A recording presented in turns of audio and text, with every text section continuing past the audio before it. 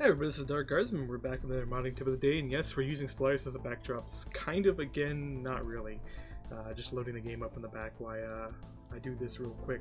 So more likely we're going to end up actually redoing this one in the future, because I would love to actually animate this one and actually spend some time doing some visuals for this, because this would be one of the cooler ones to do visuals for. But the tip of the day, or rather the tip of yesterday, and we're doing it today, it's just kind of how the order works. I make the recording the day after. In the future, I'm going to probably pre-record a lot of these and upload them at the same day I do the tip. But the tip is build your prototypes without fancy graphics. Ironic considering I just said I wanted to do animations for this, but this does actually have a very big importance of it, and there are a lot of people that have done videos on YouTube already on this, so if you actually want to see a lot about this, a lot of talking about this, just browse around YouTube and look for a few. There's a lot in specifically regards to game development in general. This is where I actually learned this one. I actually learned this from a few of my colleagues who actually do work in the industry and actually have told me the same exact thing. They said, hey, you need to prototype your logic without your fancy graphics, and the reason behind it is that when you're building content and you're toying around, you're building features and you're doing all this work, if you put fancy graphics over it, you will miss the fact that you have made something bad. If you built something that was truly just not good, putting a coat of paint over it will actually make it look good. To take the example of a car. If I take a car and the engine sucks and like the whole interior sucks, but if I paint the outside really good, put some pinstripes on it, make it look really good, put fresh tires on and everything else, you'd be fooled into believing that is a good car until you actually drove it, and then you'd find out that the engine would spurt as it drove and the steering wasn't very good and the interior smelled like an old dog or something like that. So the ideal is that if you actually put fancy graphics on it, you'll miss all of the bad parts about it, and it is a really big thing that a lot of people make mistakes. I've seen so many people in the modding community do this to their mods, and it takes them a very long time to catch some of the mistakes they've done.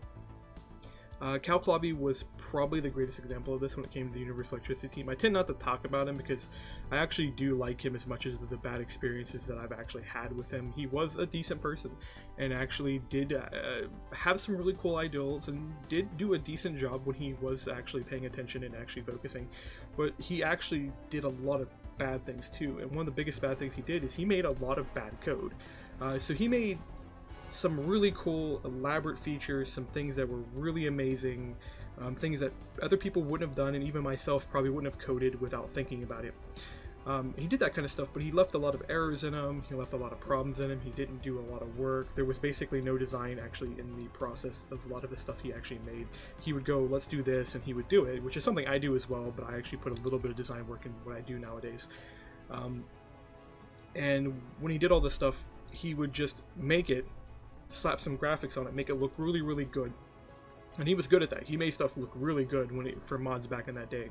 I mean, you just look at Atomic Science. Even Atomic Science with its current graphics updated now still looks like a really good mod compared to everything that is coming out at this time, and that is due to the fact that he knew how to make something look nice, but he didn't know how to make something play good.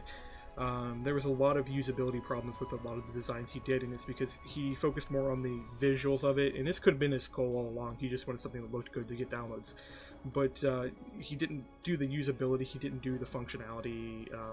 He tried, he did actually do some effort with it. I ended up having to come through a lot of times and just fix problems for his things and try to make them more usable, more user-friendly, more interactable. He had this spurt for a while where he was going through, wanted to remove all of the GUIs off everything, not understanding that as cool as that is, unless you specifically design all of the content to play that way and you build it for usability from the ground up without GUIs, it'll play bad. And it did play bad. There was a lot of problems. We had a crafting bench that you could right click the items on top of the slot. Really cool feature. It was a pain to use. It actually was really difficult to use because you had to line up your cursor just right with each spot you were clicking, and the cursor could collide through certain things, and it was a mess. But I'm gonna go ahead and leave this here because I don't have much more to talk about other than you got to build your prototypes without graphics. And for a little bit better explanation of this before I go, when you're making something, start with the skeleton of what you're building. So this, if you're making a block, build the block class, set the properties, get it loaded in the world, make sure it runs. Come back, do your logic. So if you wanted to have right-click interaction, or you wanted to have something, for example, if you want to build a fan that pushes and eaves around, program that logic out. It's not going to look pretty. You're not going to have something that looks nice, but you can test all of your interaction and make all your interaction works. Take your time to make sure your logic works perfect every single time. Test all the conditions, write notes, write a ton of notes, both inside your code, outside your code, explaining how all your logic works. Make sure you get all your test conditions down. Learn how to do the flowchart. Flowcharts are really nice for this.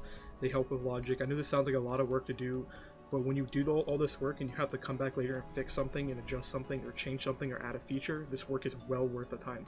Then when you get all your logic done, you get all your interaction done, make sure your block places and breaks and goes to the item form and does all that.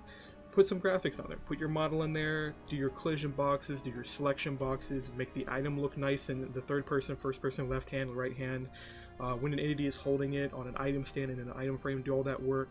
Do it all last, get all your localizations in there, get all of your like colorization, all of that stuff done at the very end, because if you do all the logic first, do all the functionality first, you will build a very solid piece of content. And when you have that nice solid piece of content, if that piece of content on its own would feel good and would feel nice in Minecraft with simply just a 2D texture on it, you've done a good job. And then when you slap all that fancy artwork on top of it and all those fancy graphics, you will take a solid piece of content, you will turn it into something amazing, and it'll be well worth the time that you spent working on all the predecessor up to it.